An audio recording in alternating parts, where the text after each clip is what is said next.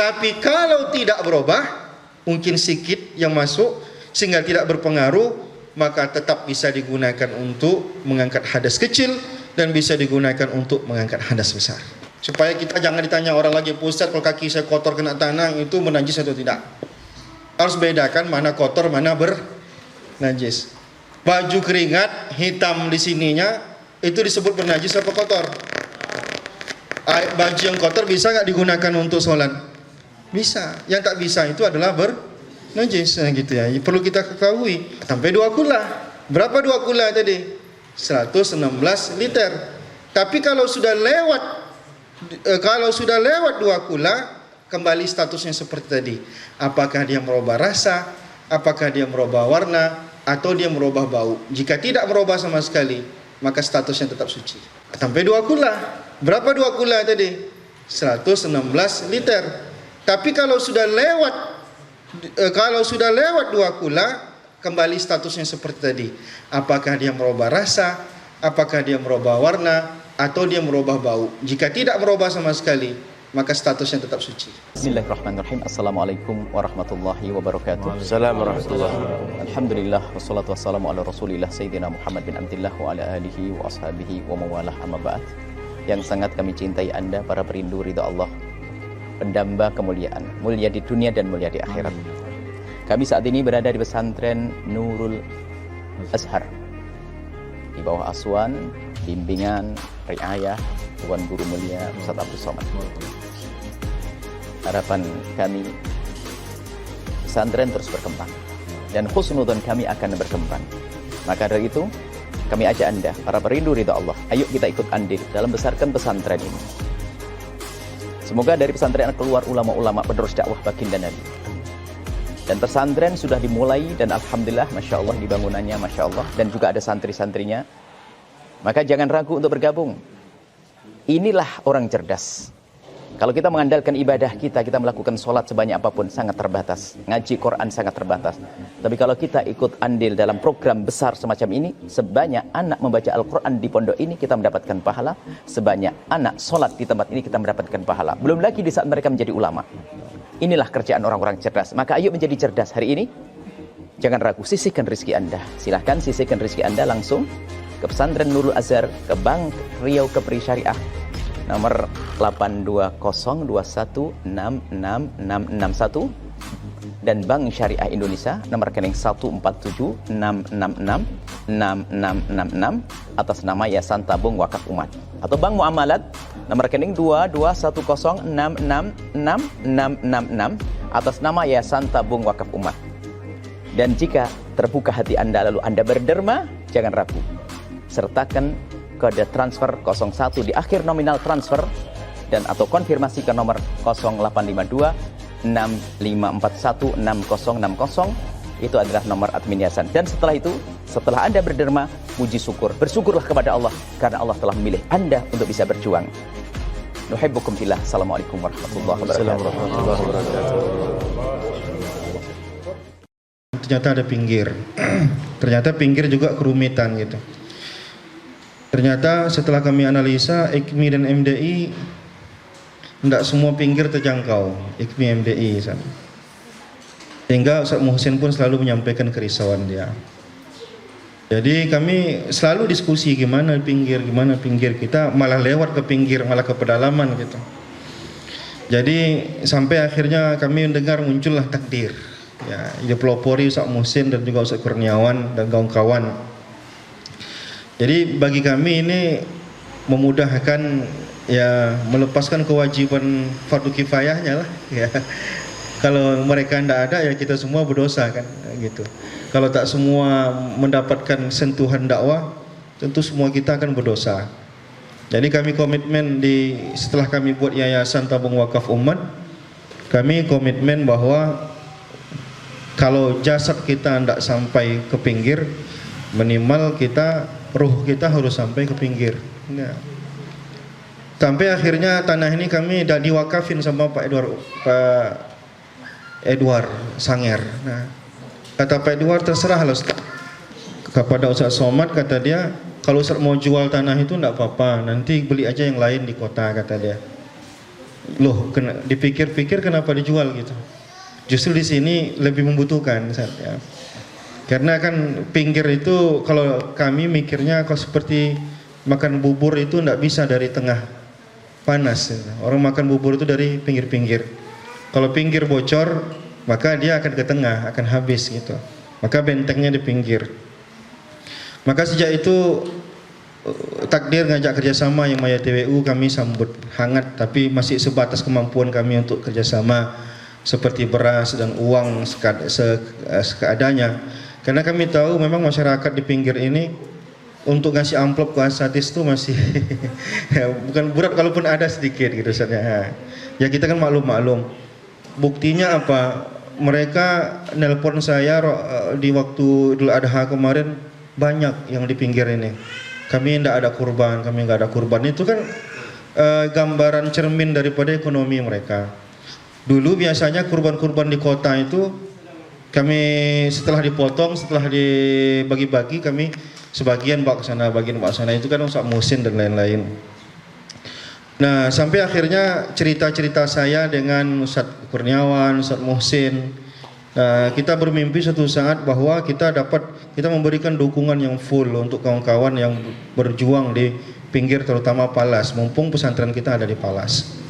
Tentu saja pinggir itu kan juga ada. Kalau mungkin di sinilah yang paling rumit. Kalau pinggir Kampar kan banyak orangnya gitu. Kalau Sungai Pagar kan banyak orangnya. Mungkin di Kulim juga perlu ada perhatian ya. Tapi yang paling perlu perhatian justru Palas. Nah, perkembangan mohon maaf istilahnya misionarisnya sangat kencang. Bahkan kawan-kawan yang mu'alaf sekalipun mereka ngakuin itu memang kalau bahasa kita wilayah kerja lah. Wilayah kerja mereka gitu. Targetnya maksudnya mereka ditugaskan untuk ke situ. Akhirnya kami berdiskusi dengan Asatis Takdir. Kita dukungannya bagaimana kita tingkatkan juga kualitas, bukan kita merendahkan enggak. Maksudnya bagaimana kita saling dukung. Salah satu bentuk dukungan itu selain masalah finansial, masalah ini dan lain, bagaimana kalau seandainya juga kita masalah materi yang akan disampaikan oleh asatis kita ke masyarakat. Karena saya yakin tidak semua ngajar tahsin saja, pasti juga ada yang berceramah di tengah masyarakat. Setidaknya walaupun kita imam di tengah masyarakat, kita akan jadi tempat bertanya orang. Pasti itu. Nah, kan tidak mungkin kita biarkan jamaah dalam ketidaktahuannya. Walaupun mereka tahu kita cuma sekedar imam di situ, bukan penceramah, tentu mereka pasti mendahulukan kita di dalam masalah-masalah keagamaan. Pasti kita menjadi tempat bertanya mereka. Jadi saya tawarkan kepada takdir itu ada dua kategori. Pertama, kita buat nanti yang sifatnya pelatihan. Pelatihan misalkan kita buat sesekali nanti ada mengkhatamkan ilmu tajwid metode apa gitu misalkan. Sehingga bapak-bapak yang buka ngaji-ngaji maghrib mengaji di sini ini, dia punya bahan untuk mengajar.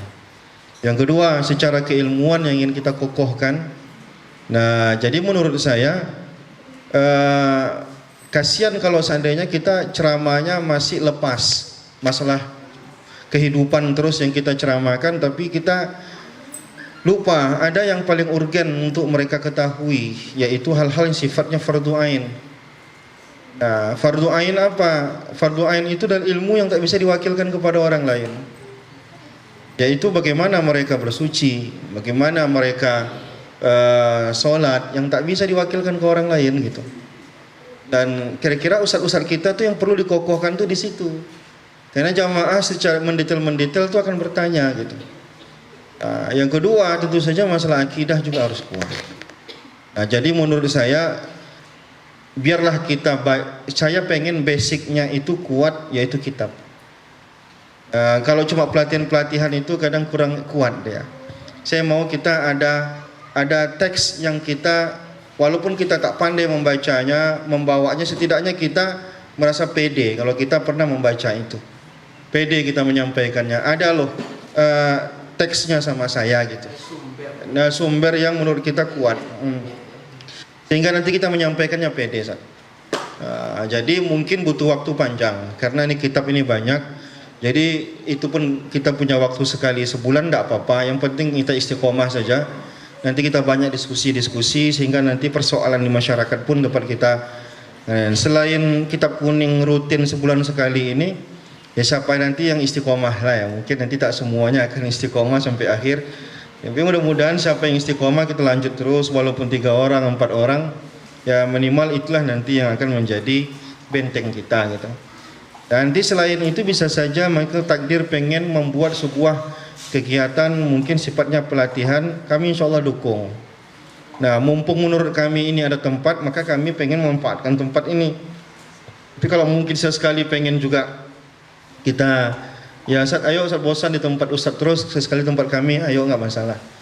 Ini kan kita mulai dari sini, ayo selagi mau di sini kita di sini. Tapi rasa-rasanya pengen sesekali tukar suasana, boleh juga mungkin di masjid Ustaz. Atau nanti kalau takdir sudah punya masjid, di masjid takdir. Kalau takdir sudah punya markas, di markas takdir, tidak jadi masalah. Cuman untuk sementara kita berpusat di sini.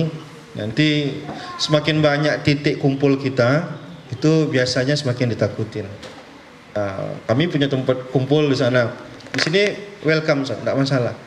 Pesantren ini pesantren umat, bukan pesantren pribadi. Jadi semua orang buat acara di sini kita nggak ada masalah, jangan sungkan, nggak ada masalah. Ya, nanti santri ada tempatnya belajar, kita pun ada tempat kita berkumpul. Gitu.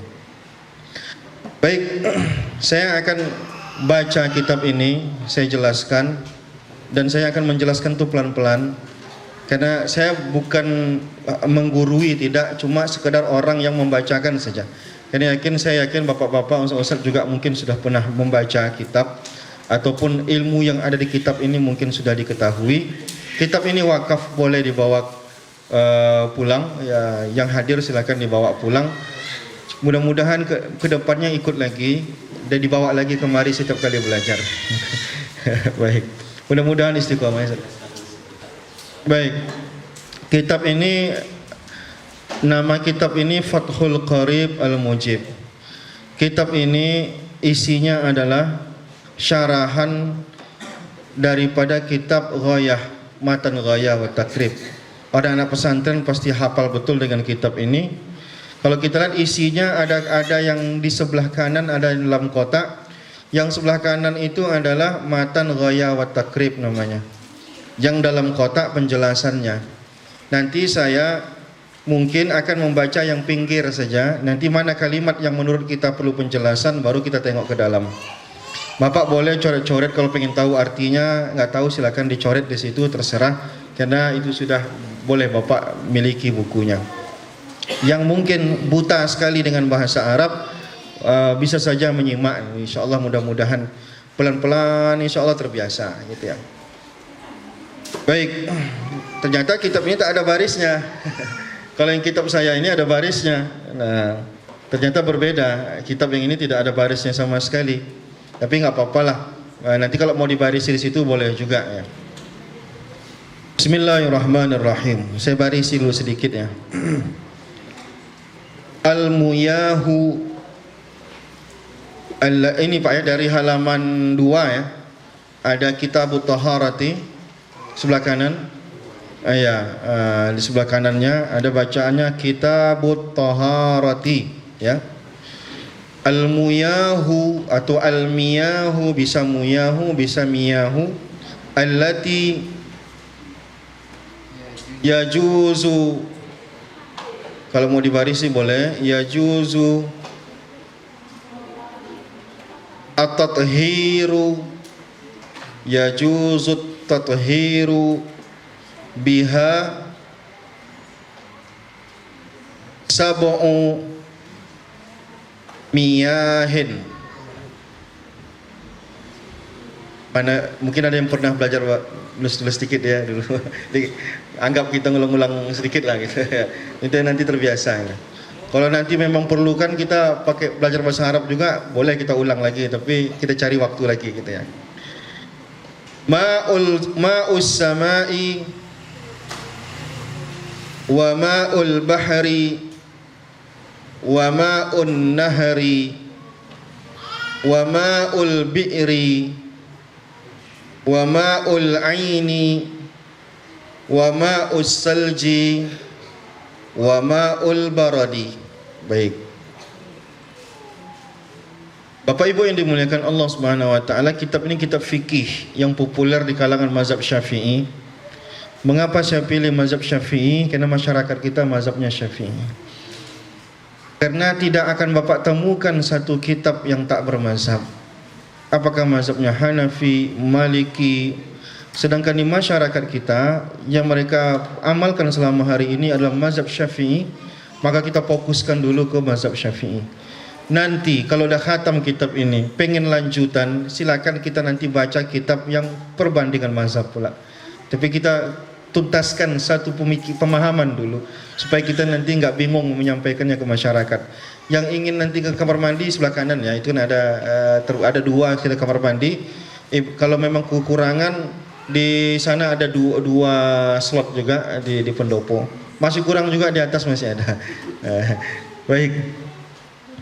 Jadi semua ulama ketika menyusun ilmu fikih pasti mereka meletakkan Kitabut Thaharah di pembahasan pertama.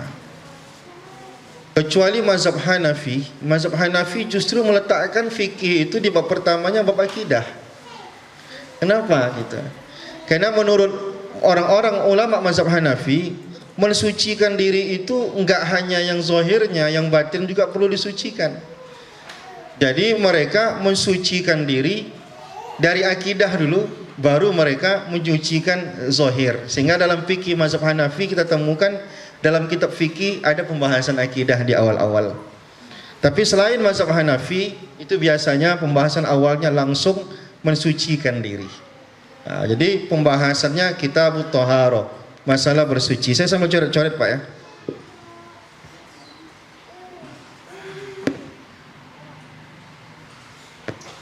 Kitabut Thaharah.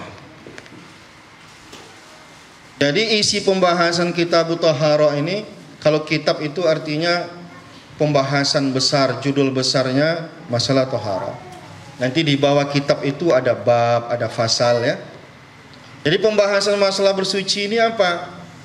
Pertama kita membahas masalah media. Yang digunakan untuk bersuci itu apa biasanya media digunakan untuk bersuci? Air. Itulah tadi muyah. Al-ma'u. Pasti pembahasan pertamanya adalah tentang air karena dia media. Nanti yang kedua yang akan kita bahas adalah kita ingin berbicara tentang yang disuci itu kan dua. Pertama yang ingin kita sucikan adalah najis. Yang kedua adalah hadas. Maka yang akan kita sucikan adalah najis. Yang kedua akan kita sucikan adalah al-hadas. Hadas ini nanti terbagi dua pula lagi. Ada hadas kecil, shaghir. Ada hadas al-akbar, besar. Maksudnya ini batal wudu, yang ini junub. Dan bagaimana cara mensucikan keduanya? Maka akan ada pembahasan tentang wudu, juga akan ada pembahasan tentang al-ghus. Apa ghusl? Mandi wajib. Nah, nanti di sini akan ada pembahasan lagi asbabul an-najasat. Apa saja benda-benda najis itu? Di sini nanti akan dibahas juga sebab-sebab orang berhadas. Kurang lebih nanti pembahasan Thaharah ini di sini. Lalu nanti akan ada pembahasan kalau tidak ada air, maka bersuci penggantinya apa? Maka akan ada pembahasan tentang tayamum. Nah, inilah ruang lingkup kalau kita bicara tentang bersuci, inilah ruang lingkup kajiannya kurang lebih ya. Ibu kalau ada ingin langsung bertanya boleh ya, nggak usah nunggu selesai dulu baru diskusi. Mengganjal langsung diskusi, mengganjal langsung diskusi. Kalau saya tak bisa jawab hari ini, saya minta izin nanti kita jawab pertemuan berikutnya gitu ya. Atau mungkin selama hari ini, nanti setelah selesai kita buka agak 10 menit, mungkin ada hal-hal lain di luar pembahasan kita yang terjadi di tengah masyarakat yang kita butuh diskusikan sama-sama. Nah, jadi tergambar dulu ya kira-kira pembahasan kitab Thaharah ini isinya apa. Nah, fokus kita adalah tentang 6 hal ini kita fokus. Media yang kita gunakan untuk bersuci, lalu kemudian apa yang mau kita sucikan yaitu najis, maka kita akan bahas apa saja najis itu. Yang ketiga yang akan kita bahas adalah hadas, bersuci dari hadas. Maka bersuci dari hadas itu hadas ada 2, hadas kecil dan hadas besar. Bagaimana cara mensucikan diri dari hadas kecil? Berwudu. Bagaimana cara mensucikan diri dari hadas besar? Mandi wajib. Nah, lalu kemudian bagaimana kalau media air tidak ada? Maka kita tetap bersuci dengan menggunakan debu yang diistilahkan dengan bertayamum. Nah, sekarang kita membahas masalah yang pertama, al-muyahu. Al-muyahu jamak daripada kata ma'un, air. Itulah kurang lebih artinya. Kalau ma'u satu air. Kalau miyahu atau muyahu air. Saya artikan pelan-pelan Pak ya, nanti baru kita jelaskan. Allati yang yajuzu boleh, at-tathhir bersuci atau digunakan untuk bersuci, biha dengannya,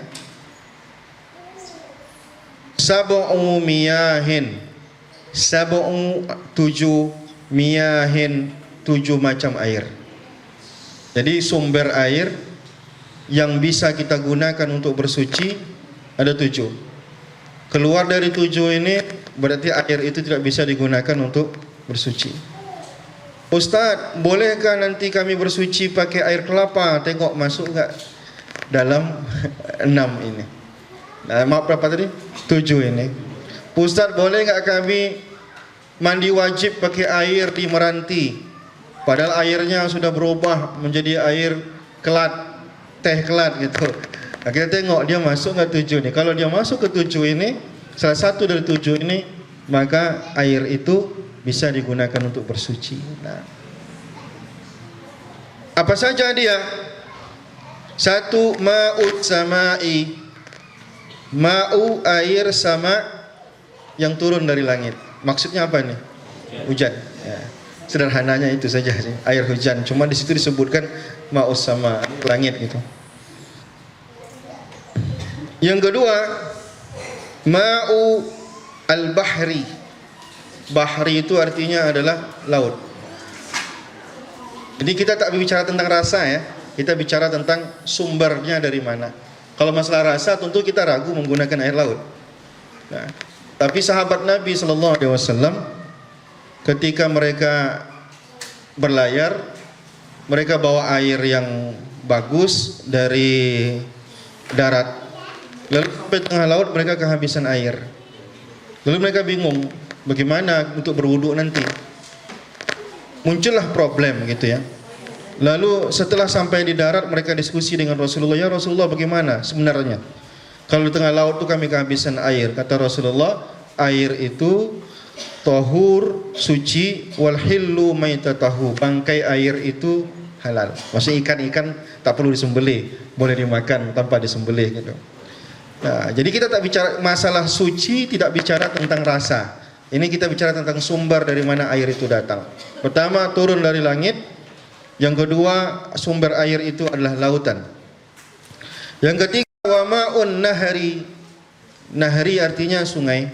Air yang berasal dari sungai juga tidak berkira rasa. Ada yang payau, ada yang tawar, ada yang mungkin asin kalau dia aliran daripada sungai, laut. Yang keempat, wa ma'ul bi'ri, air sumur. Kita gali sumur, keluar air. Maka apapun rasa air, kalau kita ke Dumai mungkin enggak payau. Kalau kita nanti ke tempat lain mungkin warnanya beda lagi, rasanya beda lagi. Itu bukan persoalan. Persoalan kita adalah sumber.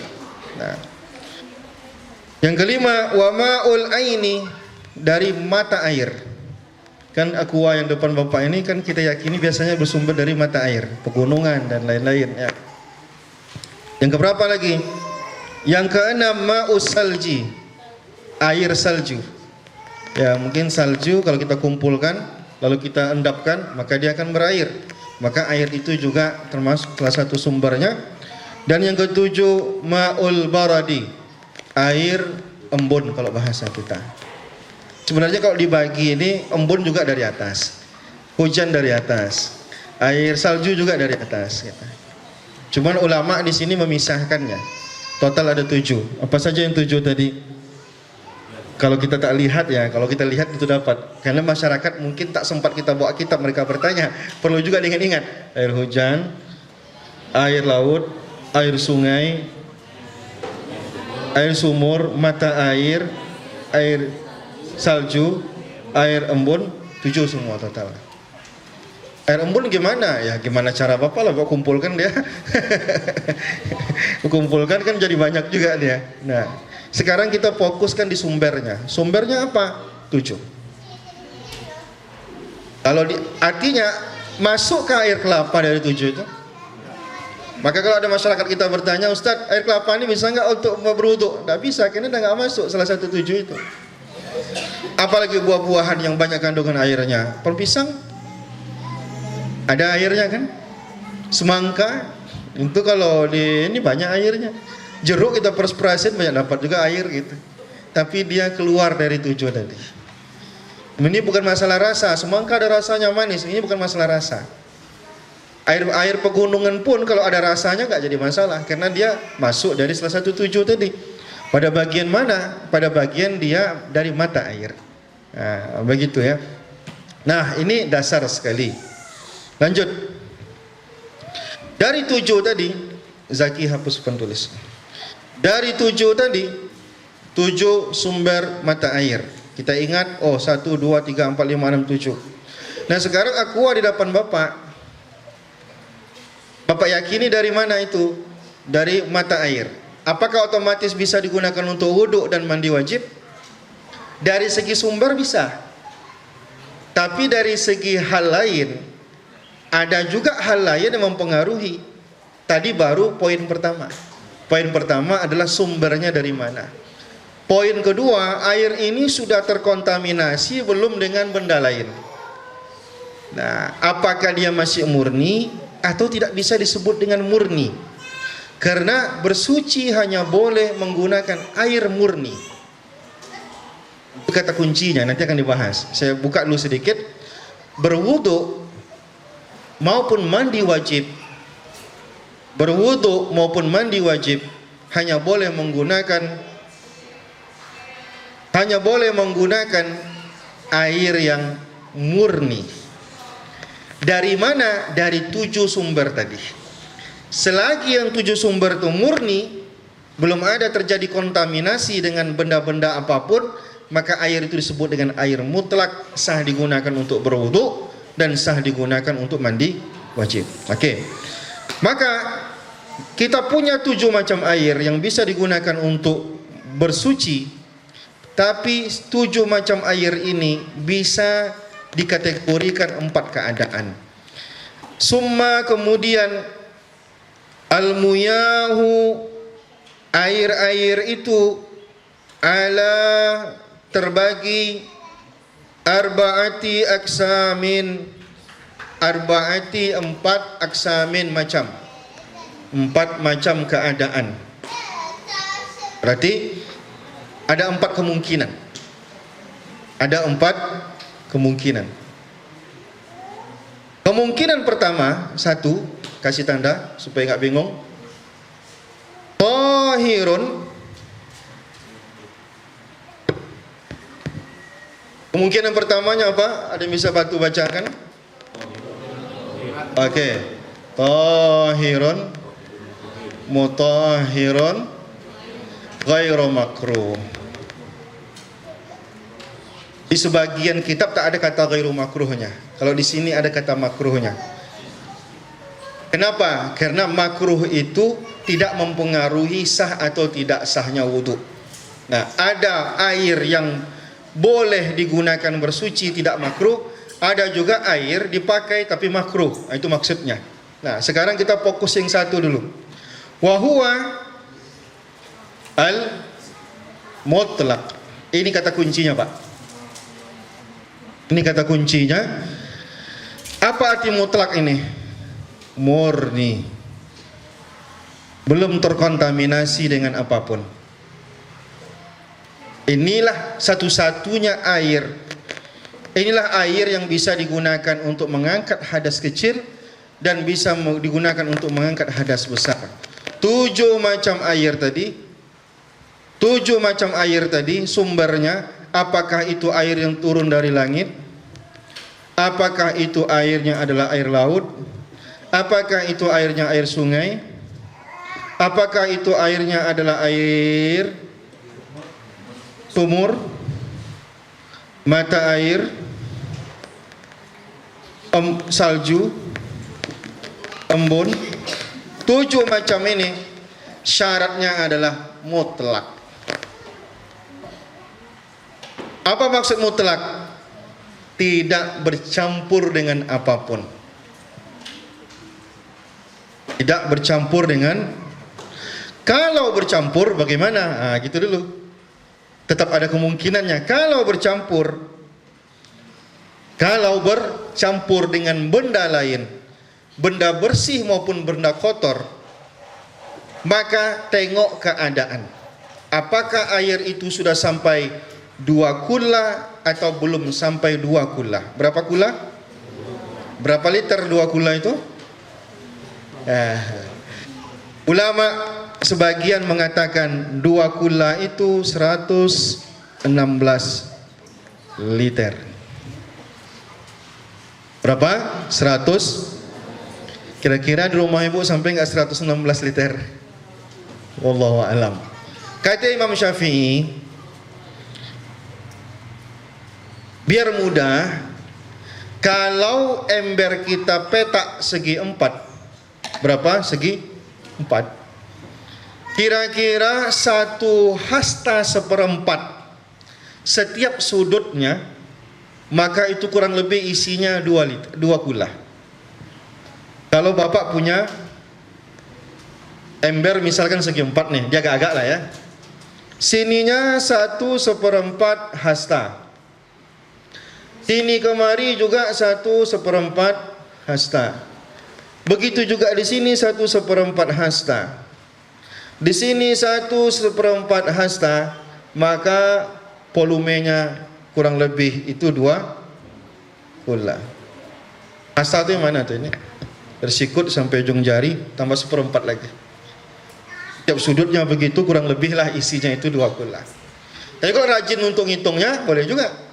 116 menurut sebagian ulama itu sudah kategorinya 2 kula. Apa yang terjadi kalau air itu sudah sampai 2 kula? Jika air bersih bersumber dari 7 macam ini ada dalam ember, tak sampai 2 kula, apa? Tak sampai 2 kula, masuk benda lain ke dalamnya, larut ke dalamnya, dan dia bukan air yang suci mutlak juga. Misalkan apa? Gula misalkan yang larut ke dalamnya, atau garam misalkan. Walaupun tidak terkontaminasi dengan 3 hal, rasa, bau, warna, berubah ataupun tidak berubah 1 dari 3 ini, maka air itu tidak lagi suci mensucikan. Ulangi, jika air itu tidak sampai berapa? 2 kula, lalu dimasukkan benda yang larut di dalamnya, dan itu bukan air yang mutlak juga, maka sifatnya berubah, tidak lagi suci, bisa jadi suci tapi tidak mensucikan. Kalau tidak mensucikan, maka tak bisa digunakan wudu, juga tidak bisa digunakan untuk mandi wajib. Tetapi kalau air sudah sampai 2 kula,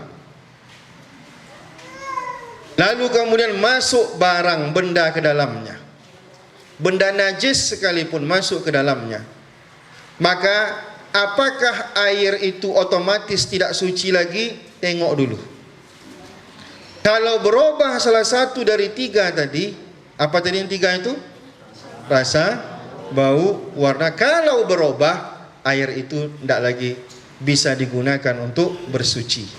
Tapi kalau tidak berubah, mungkin sedikit yang masuk sehingga tidak berpengaruh, maka tetap bisa digunakan untuk mengangkat hadas kecil dan bisa digunakan untuk mengangkat hadas besar.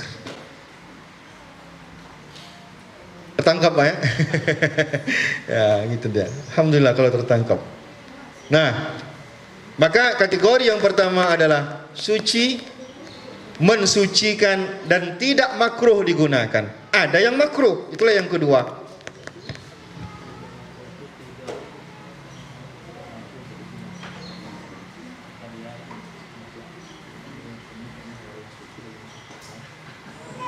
Nah, yang kedua, ada yang bisa bantu bacakan? Sebelum Al-Ma'ul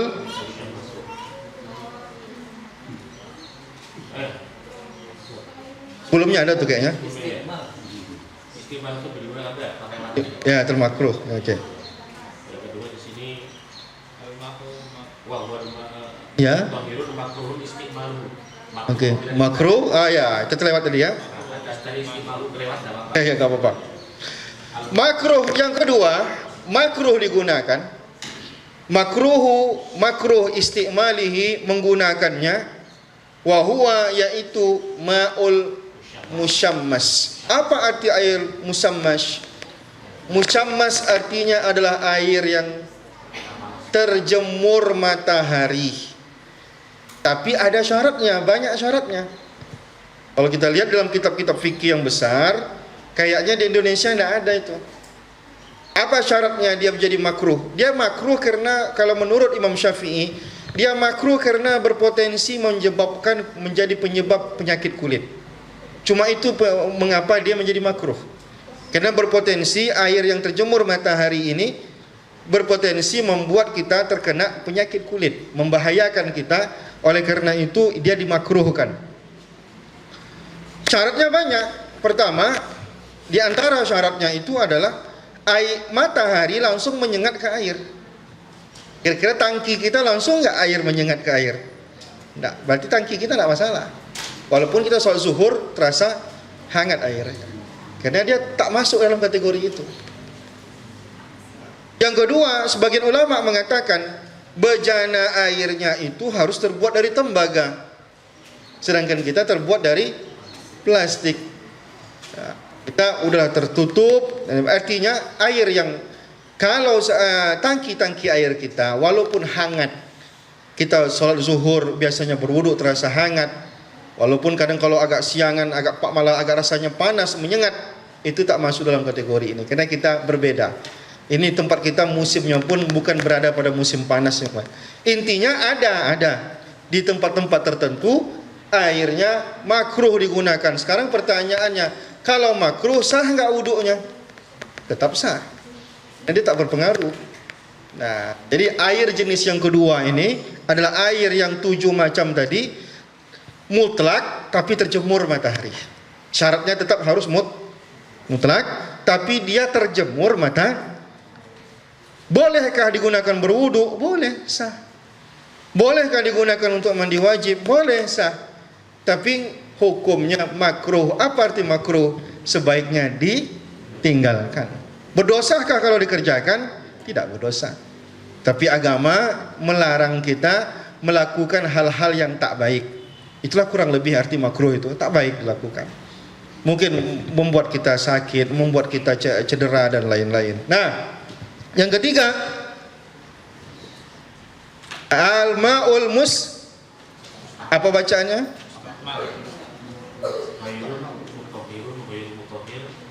Oke, kita tulis panjang ya. Tahirun ghairu mutahhir. Tahirun ghairu mutahhirin wa huwal bi ghairi. Iya, di ghairi. Oh iya, enggak apa-apa. Kalau diterjemahkan, tahirun suci, mutahhirun,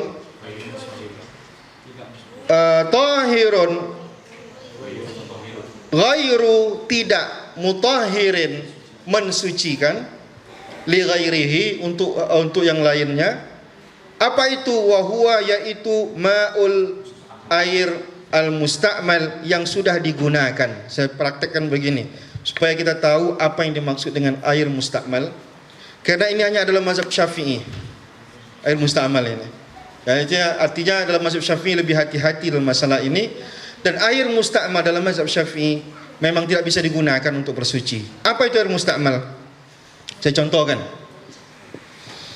Saya berwudu, air yang saya berwudu membasuh muka saya, air membasuh muka ini tadi saya tampung.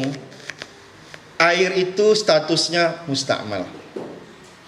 Bisakah air ini digunakan untuk berwudu lanjutannya? Tidak. Ini dimaksud. Atau mandi wajib juga gitu Bapak. Bapak mandi wajib mungkin basuh kepala dulu, airnya tampung, sisa badan dituangkan lagi, tidak sah. Tapi dengan syarat. Apa syaratnya? Pertama, air itu sudah gugur dari badan yang dibasuh. Kalau masih di wajah dia, itu belum musta'mal namanya. Gugur dia dari basuhannya, netes, air itu namanya Yang kedua syaratnya,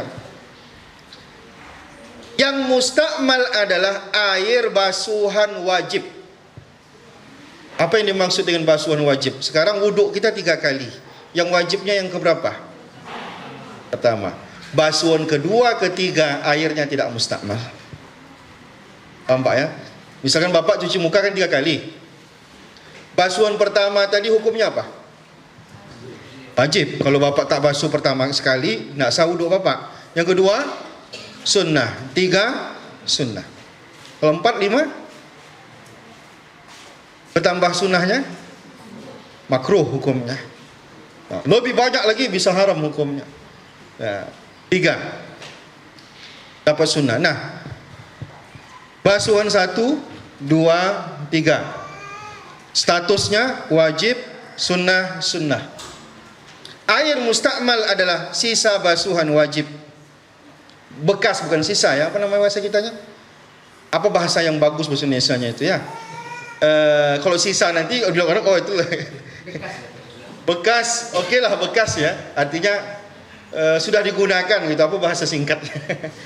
Yang kedua, yang ketiga, airnya tidak lagi musta'mal karena dia sunnah. Atau basuhan pertama tapi wuduk sunnah. Ada nggak wuduk sunnah? Ada. Apa itu wuduk sunnah contohnya? Bapak mentajdid wuduk, tadi sudah wuduk kan? Masih belum batal wuduk, Bapak wuduk. Lalu kemudian mau sholat berikutnya, masuk pada waktu berikutnya, wuduk lagi. Itu hukumnya sunnah. Wuduknya sunnah. Maka basuhan pertama, kedua, ketiganya tidak musta'mal. Pak ya? Nah, jadi musta'mal itu adalah basuhan wajib. Itu kata kuncinya. Ya, walaupun dia suci, maksud suci itu apa? Air musta'mal itu boleh nggak Bapak gunakan untuk untuk nyuci pinggan? Boleh. Boleh nggak Ibu gunakan untuk masak nasi? Boleh. Boleh nggak untuk masak minum buat teh di situ? Boleh juga. Tapi walaupun boleh, tapi digunakan untuk bersuci mengangkat hadas dia tidak bisa. Itu makanya dua, ada kata suci, ada kata mensucikan. Kan berbeda tuh. Suci itu bendanya suci. Kalau bendanya suci, boleh nggak diminum? Boleh kan? Nyuci baju bisa nggak? Bisa. Masak nasi bisa, bisa. Tapi belum tentu mensucikan. Apa maksud mensucikan? Dia bisa mengangkat hadas kecil, dia bisa mengangkat hadas besar. Itu maksud daripada kata mutahhirun tadi. Jadi jenis yang keempat, yang ketiga ini apa? Tahirun ghaira mutahhirin. Suci tapi tidak mensucikan. Apa maksud tidak mensucikan? Tidak bisa mengangkat hadas kecil, tidak juga bisa mengangkat hadas besar. Nah, apa itu? Yaitu air musta'mal. Yang ya, silakan. Ada sesuatu saya jumpa di masjid, waktu itu di daerah Jalan Nangka. Waktu berwudu kita ke masjid itu ada sumur yang dibuat aku gak sumur, namanya isi air di sana. Dari situ ngambil air wudhunya semua gitu. Boleh nggak gitu? Dia dibuatnya bejana besar di semennya Pak ya, di tengah-tengah di luar WC-nya gitu ya biasanya ya. Airnya di dalam, dia masukkan cemplung dalam tangannya. Itu semua gitu. Oke. Sekarang pertanyaan, volume airnya sudah sampai 2 kula atau belum? Kalau dia sudah lebih 2 kula, tidak masalah kita cemplungkan badan kita ke situ dalam berwudu. Itu nanti masalah wudu ada lagi syaratnya begitu. Berwudu pun kalau airnya kurang 2 kula, kita tidak bisa mencekur. Kalau bahasa Melayu, mencekur itu apa? Ya, kalau kita wudu nih ambil air, padahal cuma ember kecil, timba kecil, tidak sah. Karena ada orang kan timbanya kecil nih. Padahal airnya nggak sampai 2 kula. Itu dalam mazhab Syafi'i itu tidak sah. Harus dituangkan. Karena jumlahnya sedikit. Tapi kalau jumlahnya banyak, sumur bapak kan besar tuh. Bapak mau mandi wajib, mau cepat bapak masuk langsung. Sah. Karena jumlahnya banyak. Tapi kan tidak afdol karena kaifiatnya tidak sempurna. Walaupun tapi sah kan? Cara sah. Jadi kalau di masjid itu kita tengok memang volumenya banyak. Rata-rata di Sumbar juga saya tengok buat begitu tuh. Cuman Sumbar tuh bagusnya air tuh ngalir dari sana. Ada nanti ngalirnya gitu ya. Karena kalau tak mengalir nanti air itu bisa nanti berubah. Kondisi air bisa berubah. Tapi biasanya masjid itu kan buat dia mengalir dibuatnya. Jadi tak masalah. Kecuali Pak, air itu kapan tak boleh lagi digunakan untuk berwudu? Jika dia terkontaminasi. Masuk orang di situ berwudu, kakinya nampaknya kotornya najis. Berubah rasa air atau berubah bau air atau berubah warna air itu tak bisa lagi digunakan untuk suci. Tapi kalau tangannya bersih, udah bersabun, mukanya udah, cuman dia mengambil saja berwudu, walaupun jatuh airnya ke situ sah. Sekarang bagaimana kalau ember kita kecil? Misalkan timba. Cidukan air kita mustamal atau enggak? Dia tak mustamal. Begini ya. Cidukan air pakai tangan itu kalau diniatkan sebagai penciduk air dia tidak mengapa. Karena kita pun di keran pun nampung pakai tangan juga, ya kan? Tak mungkin langsung muka kita tonyorkan ke keran air. Tentu kita tampung pakai tangan kita. Tetapi menurut sebagian ulama, tangan ini harus diniatkan sebagai penampung air. Sama seperti statusnya seperti gayung. Nah, ketika bapak memasukkan air itu, bertumpah-tumpah lagi air itu ke dalam dari tangan ini tadi, itu tidak berpengaruh karena statusnya adalah sebagai penciduk air. Yang jadi masalah kaki bapak kok masukkan ke timba tadi, airnya sedikit, itu baru masalah. Tapi saudara, makanya ulama sebagian semua ulama sepakat bahwa kita itu langkah pertama dalam berwudu adalah berwudu pun mandi wajib, langkah pertama disunahkan adalah membasuh tangan. Dan tangan ini nanti akan diniatkan untuk penciduk air. Waalaikumsalam warahmatullahi menanyakan mengenai kalau kita biasanya menginap di hotel ataupun penginapan, rata-rata mereka kan menggunakan pemanas air hangat ya. Kita nggak tahu bagaimana volume air yang dipakai mereka itu apakah mencapai 2 bulan atau tidak. Biasanya itu tidak bisa kita hindari itu. Ketika kita minum itu hangat ya. Nah, itu sama kami di Mesir juga, yang punya duit lah ya, nyewa kontrakannya agak bagus. Kami kan ada musim dinginnya. Sekarang sampai 2 derajat gitu dinginnya. Itu kalau mandi air dingin itu memang rusak badan gitu. Kami terpaksa masak air dulu. Masak air nanti digabungin ke air yang dingin tadi gitu supaya agak hangat. Yang punya duit banyak dibeli heater apa bahasa kita? Ya. Kayak heater gitulah ya. Pemanas sehingga nanti air itu ke listrik saja. Pertanyaannya adalah ada nggak campuran air, campuran benda cair lain yang kita masukkan ketika kita hidupkan pemanas air tadi? Kita cuma menghangatkan air itu, baik dengan api maupun dengan listrik. Kalau air itu dihangatkan dengan api, dengan listrik, apakah air itu menjadi apakah air itu menjadi makruh ataupun tidak mensucikan, ya tidak berpengaruh. Yang mempengaruhi apa? Ada benda yang dimasukkan ke situ. Kalau perubahan tidak. Contoh apa? Misalkan Bapak hujan, lalu kemudian hujan itu masuk ke paret-paret orang meranti, airnya itu jadi teh pekat, tinggal kasih gula. Sekarang pertanyaannya, air itu kan sebenarnya bukan warna itu dia. Apa yang membuat air itu berubah? Air itu berubah karena akar daripada kalau gambut, ya, sehingga dia berubah menjadi, dia berubah secara alami, bukan ada zat yang dimasukkan ke situ. Maka alami, tidak jadi masalah. Nanti kalau Bapak nanti berwudu di Sungai Kampar, lain lagi warna airnya. Ngapa? Mungkin di sana ada yang lagi lagi panen emas gitu ya. Berubah airnya. Perubahan itu tidak jadi masalah. Nah, termasuk juga air yang Bapak rebus ataupun Bapak panaskan dengan listrik, tidak ada cairan. Yang dipermasalahkan orang sebagian justru adalah air pam. Karena kaporitnya sangat terasa sekali.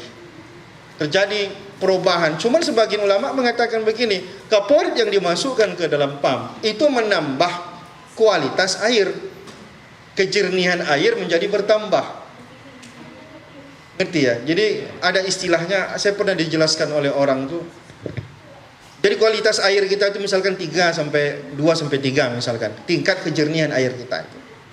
Ternyata dimasukkan ke dalam benda cairan kimia tadi, dia terangkat menjadi 5 sampai 7. Kualitasnya menjadi bertambah. Maka mengatakan tak apa-apa, pakai saja berwudu. Kecuali yang kita masukkan tadi itu adalah gula gitu. Dia bukan kualitasnya yang bertambah, rasanya yang berubah gitu. Walaupun nanti air kaporit itu akan ada terasa ya bau-bau kaporit gitu ya. Cuman kita meyakini kenapa itu masih bisa dipakai, karena fungsi dari kaporit yang dimasukkan itu menambah kualitas. Kalau masih ragu ya di sumur saja lebih selamat lah gitu. Nah, itu saja. Baik. Yang keempat. Nah, ini agak panjang pembahasannya. Nanti kita buka dulu sedikit. Ma'un mutanajjisun. Mutanajjisun bahasanya? Najisun? Oh ya. Ma'un najisun. Air bernajis. Apa air bernajis itu? Air bernajis itu adalah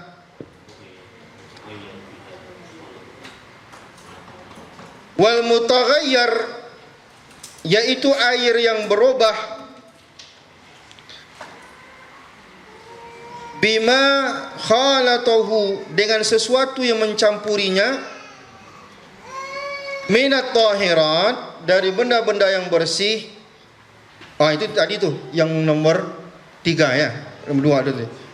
Wa ma'un najasin najasun, dan air najis itu wa huwa allazi, yaitu yang halat bercampur fihi padanya, pada air tadi, najasatun, yaitu najis. Apa saja benda najis? Ini perlu kita tahu supaya kita jangan ditanya orang lagi, Ustaz kalau kaki saya kotor kena tanah itu menajis atau tidak. Harus bedakan mana kotor mana bernajis. Baju keringat hitam di sininya itu disebut bernajis apa kotor? Baju yang kotor bisa nggak digunakan untuk sholat? Bisa. Yang tak bisa itu adalah bernajis, gitu ya. Perlu kita ketahui. Najis itu bendanya, nanti akan sampai situ, kita buka sedikit biar nyambung kajian ini. Pertama, anjing, babi, dan keturunannya. Apa yang dimaksud dengan keturunannya? Peranakan. Anjing dikawinkan dengan kambing, anak anjing. Walaupun lebih mirip ke kambing. Status anjing melekat pada diri dia. Babi dikawin sama sapi sama orang India. Jadi lebih mirip ke sapi tapi itu anak babi. Kenapa? Karena saking beratnya kenajisannya, maka ditumpangkan statusnya di situ. Jadi anak babi dia. Nah, ini yang pertama. Yang kedua, nanti detailnya nanti pada pembahasan berikutnya. Semua yang keluar dari kubul, tahu kubul? Kemaluan depan dan dubur kecuali mani. Air mani walaupun keluarnya membuat kita mandi wajib, tapi air mani bukan najis. Kena ke baju kita mani karena kita berhubungan badan tadi, apakah mau sholat subuh ganti baju tak mesti, itu masih boleh digunakan. Tapi kalau mazi, apa saja yang keluar dari kubul?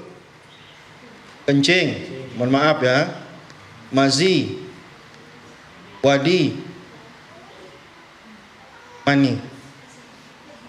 Mani tidak najis, yang tiga ini najis. Mazi tahu ya? Mazi itu kalau kita lagi bernafsu, lagi mungkin kita bersenggama dengan istri, tapi belum sampai kepada puncaknya, biasanya keluar cairan bening, lengket kalau dipegang, dan itu jumlahnya sedikit, itu namanya mazi, najis. Ada celana kita, celana itu tidak bisa dipakai sholat. Yang kedua, wadi. Wadi ini jarang terjadi. Keluar seperti warna susu, bisa jadi karena kita lagi tak enak badan, terlalu kelelahan. Habis mandi tiba-tiba dia tak enak, dia bukan seperti mani keluar enak, ini nggak enak, ceret gitu aja keluar dia. Dan dia bukan muncrat ya, keluar begitu. Mungkin jarang terjadi, tapi itu bisa terjadi. Itu namanya wadi. Wajibkah mandi? Tak wajib mandi kalau keluar yang semua ini. Yang wajib kan mandi cuma satu, mani. Nah, walaupun mani itu bukan najis. Oke. Yang kalau dubur ya tahu sendiri apa yang keluar ya. Tapi kalau ada orang suka bertanya sama saya, haruskah orang setiap kali kentut itu dia harus cebok atau tidak? Saya bilang, yang harus cebok itu jika ada yang keluar. Loh, bukankah angin itu yang keluar juga membawa, kalau ditengok pakai zoom teleskop, akan juga ada bakteri-bakterinya. Wah, itu repot kita kalau begitu. Kita lewat di belakang WC orang, kena juga kita batal. Itu tidak begitu ya. Tak mesti gitu. Dia najis itu ada benda. Nah, baik. Apalagi yang merupakan najis? Darah. Segarkah maupun busuk? Apa yang busuk? Nanah. Bisul kita keluar darah. Bukan darahnya nanti keluarnya, cuman nanah dulu keluar. Nanah itu juga adalah darah yang sudah membusuk. Juga najis. Apalagi najis? Muntah. Muntah orang, muntah binatang. Apalagi najis? Bangkai. Binatang yang mati tak disembelih jadi bangkai semuanya kecuali belalang dan ikan. Apalagi najis?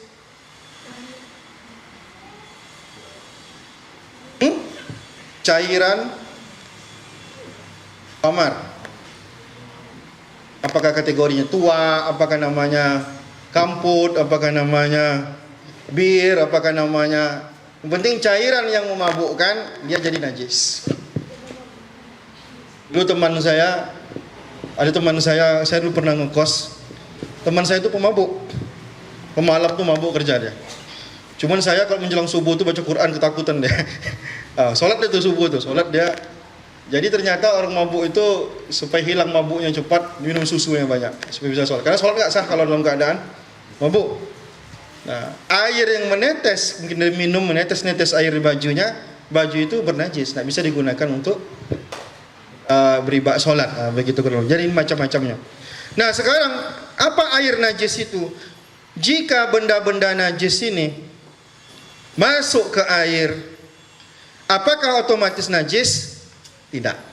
Nah, tengok. Kapan dia bernajis?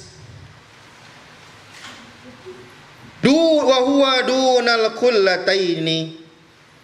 Jika air itu tak sampai 2 kullah. Sampai 2 kula. Berapa 2 kula tadi? 116 liter. Tapi kalau sudah lewat 2 kula, kembali statusnya seperti tadi. Apakah dia merubah rasa, apakah dia merubah warna, atau dia merubah bau. Jika tidak merubah sama sekali, maka statusnya tetap suci. Masuk tuak bapak ke ember yang jumlah embernya besar. Masuk misalkan kamput sebotol situ. Ternyata tidak mempengaruhi sama sekali. Karena dia tidak mempengaruhi sama sekali, rasanya tidak berpengaruh. Tapi kalau bapak masukkan sirup ke situ, berubah langsung. Karena berubah warnanya, walaupun rasa tak berubah. Ustaz, hari Ustaz.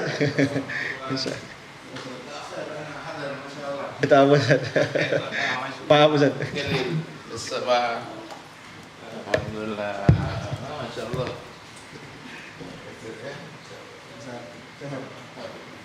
Mohon maaf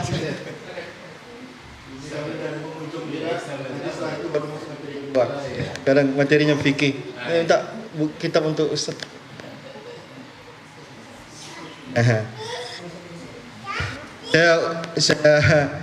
Saya mohon izin Ustaz, jadi saya ngambil materi fikihnya. Nanti habis ini kita istirahat break dulu, baru materi keduanya akidah. Jadi kita basicnya kitab supaya ustaz-ustaz kita ini punya teks yang mereka pede untuk menyampaikannya ke masyarakat. Oke, kita sambung dulu sedikit sebelum kita break. Yang keempat itu adalah air najis. Kapan air itu bernajis? Jika 6 macam najis tadi masuk ke air, apakah otomatis air itu najis? Belum tentu. Tergantung berapa volume air. Jika volume air tidak sampai 2 kula, otomatis dia najis sedikit maupun banyak. Cuman nanti ada pembahasan tentang yang jumlahnya sangat sedikit, itu ma'fu anhu. Contoh misalkan, bapak lagi sholat, pukul, pap, rupanya nyamuk. Adakah darahnya? Sangat sedikit, itu ma'fu anhu. Dimaafkan kalau bahasa kitanya, gitu ya. Atau kita tiba-tiba selesai sholat, buka celana dalam, kok ada bercaknya nih, rupanya bisul yang sedang berkembang. Tapi belum jadi gitu. Nah, dibuka celana dalam ada, cuma sangat sedikit, itu ma'fu anhu. Dimaafkan. Atau ada jerawat, kita garuk-garuk kepala, rupanya pecah jerawat, ada bercak darahnya. Karena jumlahnya sangat sedikit, maka itu sifatnya ma'fu anhu. Nah, sekarang air tadi, termasuk misalkan di situ nanah, atau masuk minuman keras dalamnya, atau kena muntah kita, apakah air itu volumenya sudah sampai 2 kula atau belum, mempengaruhi. Jika belum sampai 2 kula, berubah ataupun tidak rasa, bau dan warna, maka air itu otomatis bernajis. Tidak bisa digunakan berwudu, tidak bisa digunakan untuk mandi wajib. Tapi kalau sudah lewat 2 kula, tengok dulu. Kalau dia berubah 1 dari 3, air itu bernajis. Tapi kalau tidak berubah rasa, bau maupun warnanya, maka dia tidak terkontaminasi najis sama sekali. Bisa digunakan untuk berwudu dan bisa juga digunakan untuk mandi wajib. Wallahu a'lam bishawab. Grogi saya ada Ustaz Muhsin. Udah habis waktunya Ustaz. Dan sekarang kita waktunya break. Sebelum kita break, jika ada yang ingin diskusi, saya persilahkan dulu 5 menit. Setelah itu nanti baru kita istirahat. Kalau ada jangan dipaksakan. Kalau saya tak sanggup jawab nanti, mumpung ada Ustaz Muhsin yang jawab. Silakan Ibu. Assalamualaikum.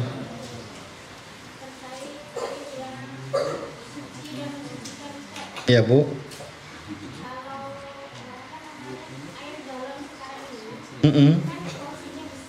Baik.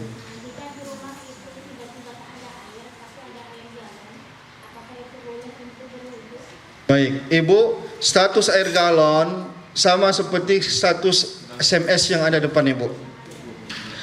Kita yakini air ini sumbernya dari mana? Misalkan ini air pegunungan. Air pegunungan masukkah ke dalam salah satu dari 7 macam tadi? Masuk, karena dia sumbernya adalah mata air. Sekarang air galon, dari mana sumber air galon? Sumbernya dulu kita cari. Sumur bor, oke. Sumur bor masuk enggak dalam kategori tadi? masuk. Berarti dia sah digunakan untuk berwudu, sah digunakan untuk mandi wajib. Syarat pertama terpenuhi. Syarat kedua, dia masih mutlak atau tidak, itu penting. Sekarang air ini apakah sudah mengalami percampuran sehingga membuat warnanya berubah, rasanya berubah, warnanya berubah? Menurut Ustadz bagaimana? Saya mana tahu, saya bukan pengkaji ini. Tapi kalau husnuzon saya, ini air ini kalaupun ada terjadi perubahan tapi peningkatan kualitas kejernihan. Sama seperti cerita air pump tadi. Walaupun ada bau keporitnya sedikit, tapi keporit yang digunakan itu karena air kita kualitasnya, kejernihannya sangat rendah. Maka dilakukanlah peningkatan kejernihan air.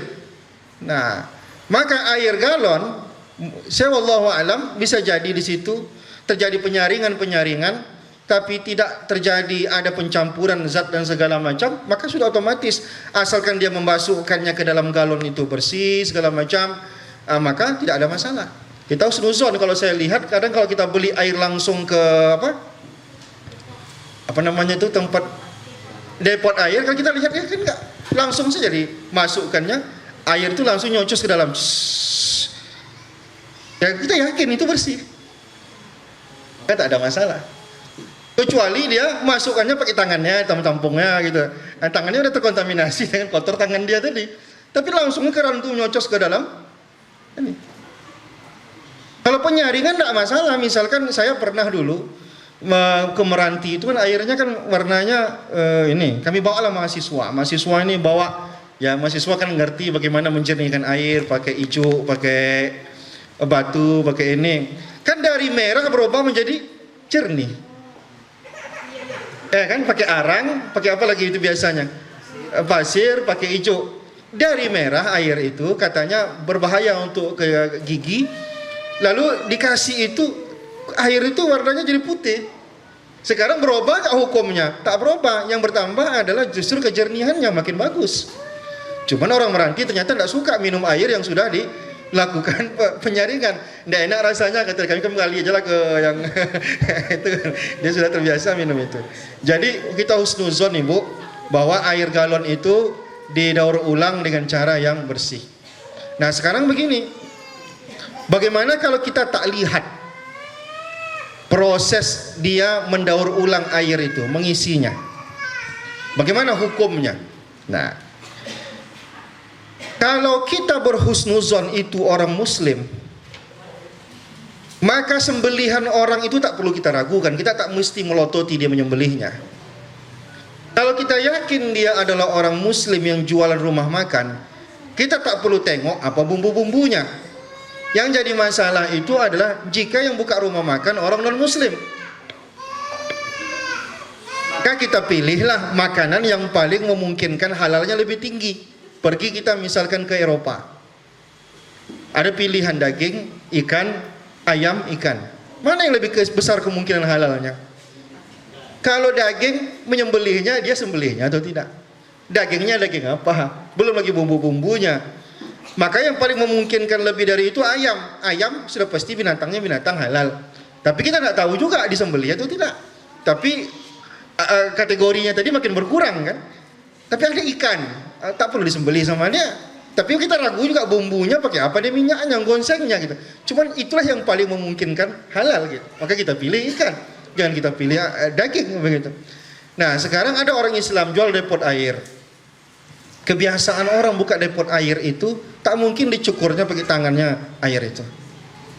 Yang kita tahu selama hari ini itu dimasukkannya selangnya itu ke dalam air botol yang besar itu, lalu dihidupkannya keluar air. Walaupun ada satu dua yang kita tidak tahu, itu kita sudah maafu anhu, terlepas kita daripada itu. Tak mungkin kita pelototin satu-satu orang itu umatnya. Begitu ibu ya, insyaallah itu tak ada masalah. Wallahu a'lam bishawab. Abang tadi mau tanya, silakan om. Ini masalah sholat dan najis. Berdasarkan pengalaman saya, setelah saya sholat itu tahu najis di baju kita. Apa perlu kita mengulang sholat kita? Ya, karena najis membuat sholat tidak sah. Dia tidak membatalkan wudhu, tapi sholat tidak sah.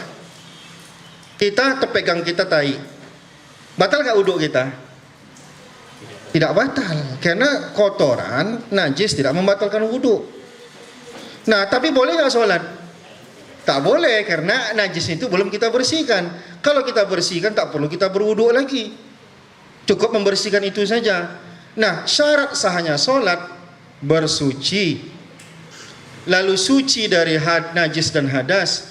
Salah satunya adalah yang lengket ke badan kita, apapun itu, apakah syal, apakah dia imamah, yang lengket bergerak, ikut kita bergerak, dia harus semuanya suci.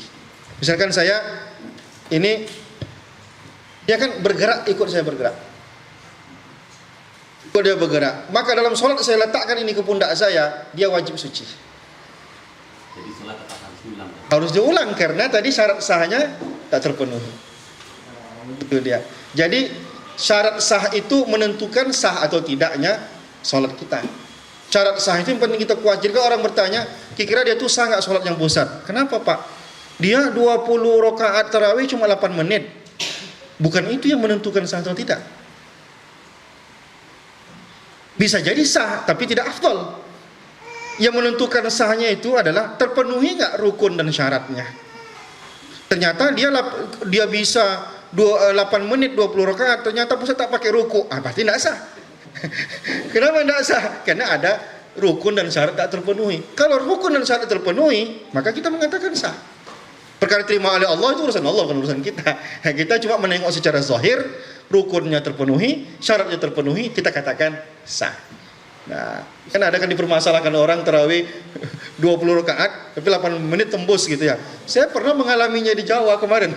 Saya tengok, wah iya pula memang begitu gitu. Cuma kan rukun dan syaratnya mereka merasa terpenuhi. Kira-kira bacaan ruku itu wajib atau enggak? Enggak, dia sunnah. Dia enggak dibaca dia. Ruku aja tapi enggak dibaca, dia bercepat. Dia cuma ngambil sahnya saja gitu. Nah, jadi begitu cara kita mengukur apakah ini sah salatnya atau tidak. Ustaz, betul enggak? Ada yang mengatakan masalah najis itu, kalau kotoran binatang yang dimakan katanya enggak najis kan? Gimana gitu? Ini nanti akan ada ikhtilaf. Kotoran binatang yang boleh dimakan dalam, saya pakai mazhab Syafi'i saja ya. Apapun jenis binatangnya, maka semua kotoran jenisnya kotoran, maka dia masuk dalam kategori najis. Yang keluar dari kubul maupun yang keluar dari dubur, manusia maupun binatang, maka dia tetap najis. Mungkin ada pengecualian-pengecualian, itu pun pendapat yang syaz. Apa yang dimaksud dengan pendapat yang syaz? Pendapat yang menurut di kalangan ulama itu tidak populer. Yang populer di kalangan ulama adalah semua jenis kotoran, muntah segala macam, termasuk masalah liur air kucing dan segala macam, menurut sebagian kan itu tidak najis. Tapi pendapat yang populer dalam masalah ini itu tetap najis. Kopi luwak, sekarang kopi luwak yang mana? Kopi luwak yang 1.500 atau kopi luwak yang 500.000? Itu beda loh. 1.500 itu namanya kopi luwak. Kopi luwak yang mahal itu ditelannya biji luwak itu, biji kopi itu, lalu diberakannya. Itu yang rasanya sampai 500.000 itu. Kan 1.500 itu namanya aja kopi luwak. Nah sekarang 500.000 tadi yang saya sebutkan tadi bagaimana? Ini detail ulama membahas. Katanya begini, jika sudah terjadi kerusakan dalam biji tadi, kan biji itu dibungkusi pakai ada bungkus kulitnya, rusak dia sudah, karena mungkin sudah digigit-gigit segala macam, dan masuk dia ke dalam kotoran segala macam situ, sebagian ulama mengatakan itu tak boleh diminum lagi. Nah, karena dia sudah difermentasi, dia membuat dia enak karena sudah difermentasi di dalam itu. Nah, cuman katanya sebagian mengatakan begini, kalau tak terjadi perubahan, tidak ada yang luka di kulitnya segala macam, maka dikelupaskan, maka isinya boleh dimakan. Tapi menurut saya ambil yang aman aja lah. Nggak usah minum itu. Ya 1.500 saja lah. 1.500 itu aman itu insyaallah. Dan sekarang kita break dulu 15 menit. Ada sediakan teh dan juga ada disediakan snack. Insyaallah siang nanti akan ada makan siang yang disiapkan juga. Nanti setelah sesi kedua makan siang dulu baru kita bubar. Wallahu a'lam bishawab. Kita insyaallah mudah-mudahan yang istiqomah silakan datang lagi pada pertemuan berikutnya. Assalamualaikum warahmatullahi wabarakatuh.